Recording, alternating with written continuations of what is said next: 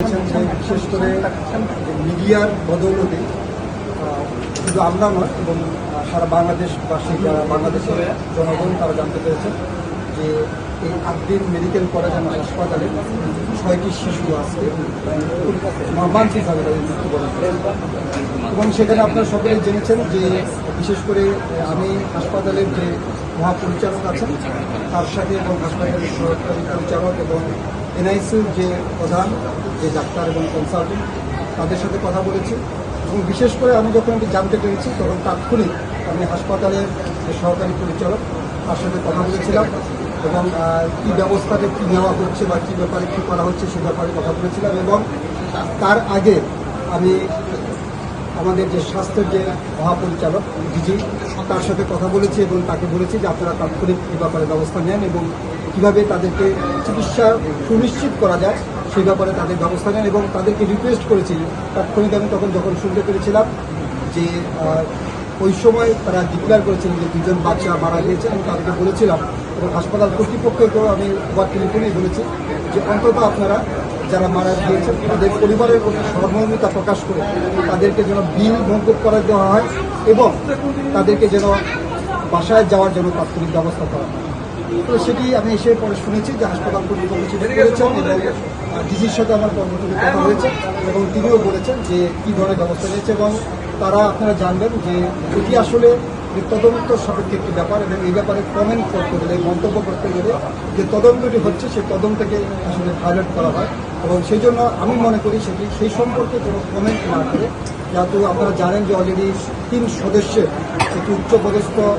Team তারা গঠন করেছেন এবং সেখানে এই 3 সদস্যের টিম তারা প্রয়োজন বোধে কোনো এক্সপার্টকে তারা সেখানে কোয়াপ করতে পারে তাহলে সুতরাং সেই তদন্তটি যেন সুষ্ঠুভাবে হয় সে ব্যাপারে আমি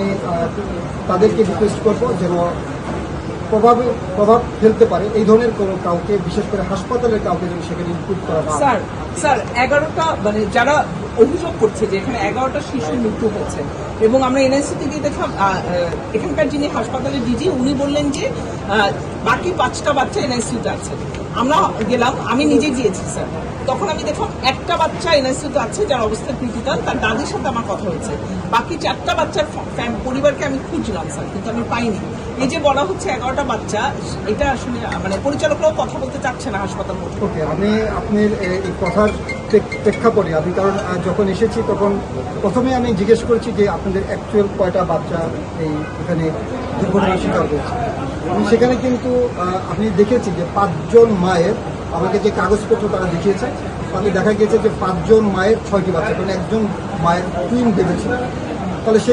সেই হিসাবে তাদের 6টি বাচ্চা সেখানে তারা গিয়েছে এবং প্রথমেই কিন্তু তারা যখন আমি পুঙ্খানুপুঙ্খানুভাবে যেখানে বাচ্চাদের চিকিৎসা হয়েছে বিশেষ করে যে এনআইসিউতে, সেই এনআইসিউতে আমি ভিজিট করেছি এবং সেই এনআইসিউতে আমি দেখে এসেছি এবং যেই পোস্ট অপারেটিভ যে ওয়ার্ডে যে দুর্ঘটনাটি ঘটেছে সেখানে আমি অলরেডি যে দেখেছি সেখানে সিলবদ্ধ এবং সেটি এই জন্য আমি বললাম যে তদন্তটি যদি সিআইডি টিম দেখে গেছেন তারা তালাবদ্ধ করে রেখেছেন, সিলবদ্ধ করে রেখে গিয়েছেন, সুতরাং সেটা সম্পর্কে কমেন্ট করাটার এই মুহূর্তে সুযোগ নেই। তবে আমি এনআইসিউতে গিয়েছি, এনআইসিউতে তারা যখন গিয়েছিল তখন 6টি বাচ্চার ভিতরে 4টি বাচ্চা কিন্তু তারা ভেন্টিলেটর সাপোর্টে দিয়েছে এবং 2টি বাচ্চা বলতে পারেন এটাকে আমরা মেডিকেল টার্মে বলি যে যেখানে গন্তব্যস্থলে পৌঁছার আগে যে বাচ্চা যাদের মৃত্যুবরণ করে তাদেরকে আমরা বলি সাধারণত ব্রড ডেড। তাহলে সেই অবস্থায় 2জন বাচ্চাকে তারা ভেন্টিলেটর সাপোর্টে দেওয়ার মতো সেই সুযোগ ছিল না এবং 4জনকে যেহেতু সাপোর্টে দেওয়ার সুযোগ ছিল তারা 4জনকে তাৎক্ষণিক ব্যবস্থা নিয়েছেন এবং আমি যেটি মেইনলি জিজ্ঞেস করেছি যে সেখানে আপনাদের পর্যাপ্ত ডক্টর ছিল, যেটি আপনার খুব ইম্পর্টেন্ট, এবং তারা বলেছেন যে তাদের 8জন চিকিৎসক ছিলেন এবং কনসালটেন্ট দায়িত্বপ্রাপ্ত কনসালটেন্ট ছিলেন এবং যে পরবর্তীতে যে কনসালটেন্ট ছিলেন তার সাথেও আমি কথা বলেছি এবং তিনি ওইখানে আমাদের সাথে কথা বলেছেন এবং আমরা জানতে চেয়েছি যে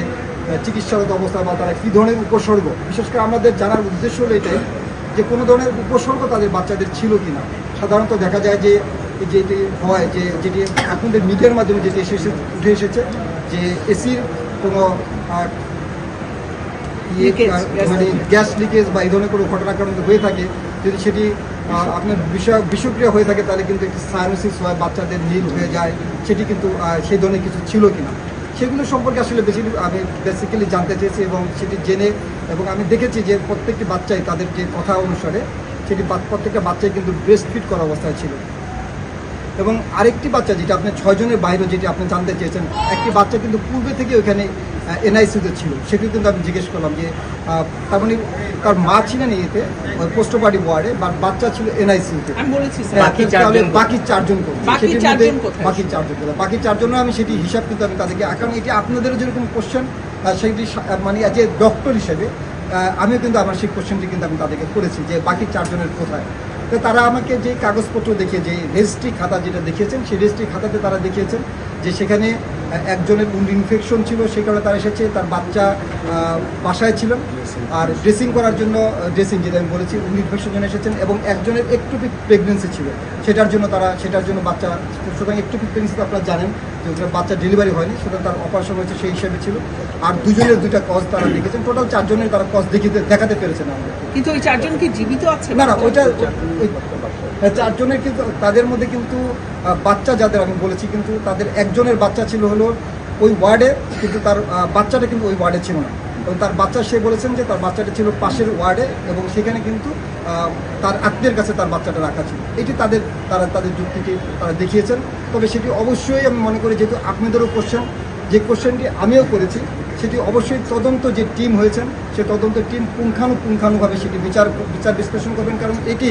আমাকে তার স্টেটমেন্ট দিয়েছেন, আমি তো সেটা শুনেছি, কিন্তু আমি কিন্তু যাচাই করিনি। কারণ আমি যাচাই মিনস হলো যে বাচ্চার যারা তারা কেউ এখানে ছিলেন না, তারা হয়তো অন্য জায়গায় চলে গেছেন, আমি কথা বলতে পারিনি, কারণ ওয়ার্ডটি পুরোপুরি ভ্যাকেন্ট করে দিয়ে সিলগালা করে দেওয়া হয়েছিল। সুতরাং সেটি অবশ্যই তদন্ত কমিটি সেটিকে তদন্ত করবেন, এই ধরনের কোনো গুজব কিংবা সত্যি কিনা ঘটনাটি, সেটি অবশ্যই তদন্ত কমিটি সেটি দেখবেন। এই জন্য আমি বাসায় ফিরে গেছে যাদের বাচ্চা, একজনের কিন্তু বাচ্চা বাসায় ছিলেন, এবং সে উন্ড ইনফেকশন বিধায় সে চিকিৎসার জন্য এখানে এসেছেন, যেটা কিন্তু আর বলেছেন। সুতরাং সেই বাচ্চা কিন্তু বাসায় ছিল, এবং শুধু উন্ড ইনফেকশনের জন্য সেখানে ভর্তি ছিল এবং ড্রেসিং চলছিল, সেটি স্পষ্ট রেজিস্ট্রি খাতার মধ্যে লেখা আছে যে সেটি ড্রেসিং করা। সুতরাং সেই পক্ষটি আমি, সেটা যাই হোক, সেটা তদন্ত কমিটি পরবর্তীতে সেটি তদন্ত করে দেখবেন যে কতগুলো বাচ্চার ঘটনা ঘটেছে বাকি। এবং আমি এটুও জিজ্ঞেস করেছি যে সাধারণত যদি এটি তদন্তের সাপেক্ষে যদি আপনি পূর্ণাঙ্গ তদন্ত করতে চান, তাহলে আমরা সাধারণত বলে থাকি যে এই ধরনের দুর্ঘটনা ঘটলে পোস্টমর্টেম ছাড়া এটি রিপোর্ট করা খুব ডিফিকাল্ট হয়ে থাকে।